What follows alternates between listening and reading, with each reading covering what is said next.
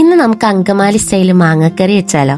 അപ്പോൾ എനിക്ക് കിട്ടിയിരിക്കുന്ന ഫ്രോസൺ മാങ്ങയാണ്. അപ്പോൾ അതിൻ്റെ തൊണ്ടെല്ലാം കളഞ്ഞ് ഞാൻ കുറച്ച് മുളക് പൊടി, മഞ്ഞൾപ്പൊടി, ഉപ്പ് ഇത്രയിട്ട് ഒന്ന് മിക്സ് ചെയ്ത് കുറച്ച് നേരം മാറ്റി വയ്ക്കുകയാണ് കേട്ടോ. അതിനുശേഷം സവാള, പച്ചമുളക്, വേപ്പില, ഇഞ്ചി ഇതിലേക്ക് ഞാൻ ആദ്യം കുറച്ച് മഞ്ഞൾപ്പൊടി, മുളക് പൊടിയാണ് ചേർക്കുന്നുള്ളൂ, പിന്നീട് ചേർക്കുന്നുണ്ട്. അപ്പോൾ ഏകദേശം ഒരു 1.5 ടേബിൾ സ്പൂൺ മുളക് പൊടി, 1 ടീസ്പൂൺ മഞ്ഞൾപ്പൊടി, 1.5 ടേബിൾ സ്പൂൺ മല്ലിപ്പൊടി, കുറച്ച് ഉപ്പ്, അതേപോലെ വിനാഗിരിയാണ് കേട്ടോ ചേർത്ത് കൊടുക്കുന്നത്. വിനാഗിരി എന്തായാലും അവോയ്ഡ് ചെയ്യരുത്. അതും കൂടി ചേർത്ത് കൈ കൊണ്ട് തന്നെ നന്നായിട്ട് ഇതെല്ലാം ഒരുമിച്ച് ഉടച്ചെടുക്കുക. അപ്പോൾ ഈ പച്ചമണം എല്ലാം മാറി ഒരു നല്ല വാസന വരെ ഇത് നന്നായിട്ട് സവാള എല്ലാം ഉടഞ്ഞു കഴിയുമ്പോൾ അതുവരെ നന്നായിട്ട് ഇത് ഉടച്ചു കൊടുക്കണം. ഈ മിക്സിങ്ങിലാണ് ശരിക്കും മാങ്ങക്കറിയുടെ ടേസ്റ്റ് ഇരിക്കുന്നത്.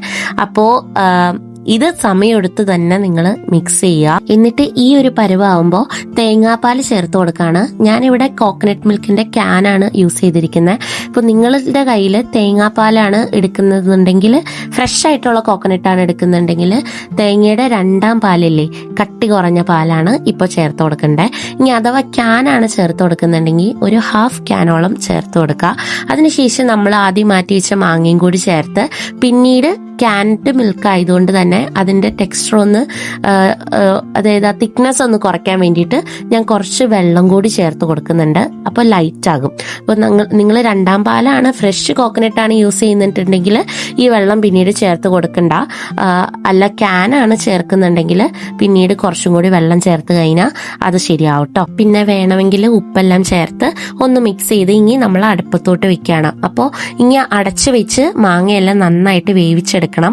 മാങ്ങയെല്ലാം വെന്ത് കഴിഞ്ഞതിന് ശേഷം ഒന്ന് കയ്യിലും കൊണ്ട് ഉടച്ചു കൊടുക്കുക. എന്നിട്ട് നമ്മൾ 1ാം പാല് ചേർത്ത് കൊടുക്കുകയാണ് തേങ്ങയുടെ. അപ്പം ഞാനിവിടെ ബാക്കിയത്തെ ക്യാൻഡ് മിൽക്കും കൂടി ആഡ് ചെയ്തു. എന്നിട്ട് നിങ്ങൾക്ക് ചാറ് വേണമെന്നുണ്ടെങ്കിൽ ലേശം വെള്ളം കൂടി ചേർത്ത് കൊടുക്കാം. എന്നിട്ട് വേറൊരു പാനിൽ കുറച്ച് എണ്ണയൊഴിച്ച് കടുക് പൊട്ടിച്ച് ചുമന്നുള്ളിയും വറ്റൽമുളകും ഇട്ട് ഒന്ന് മൂപ്പിച്ച് അതിലേക്ക് കുറച്ച് മുളക് പൊടിയും കൂടി ഞാൻ ചേർത്ത് കൊടുക്കുന്നുണ്ട്. നിങ്ങൾക്ക് വേണമെങ്കിൽ മാത്രം അത് ചേർത്ത് കൊടുത്താൽ മതി. അതും കൂടി ചേർത്തൊന്ന് മൂപ്പിച്ച് ഈ മാങ്ങക്കറിയിലോട്ട് ആഡ് ചെയ്യാണ്. അതിനുശേഷം ഇതൊന്ന് കറക്കിയെടുത്ത് കഴിയുമ്പോൾ നമ്മുടെ മാങ്ങക്കറി റെഡി ആയിട്ടുണ്ട്.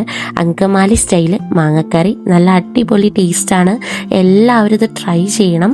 അപ്പോൾ ട്രൈ ചെയ്തിട്ട് നിങ്ങളുടെ അഭിപ്രായങ്ങളൊക്കെ കോമൻറ്റ് സെക്ഷനിൽ അറിയിക്കുക. പിന്നെ ഇങ്ങനത്തെ വീഡിയോസിന് വേണ്ടിയിട്ട് നമ്മുടെ ചാനൽ സബ്സ്ക്രൈബ് ചെയ്യാനും മറക്കല്ലേ. അപ്പോൾ അത്രേ ഉള്ളൂ. ബൈ.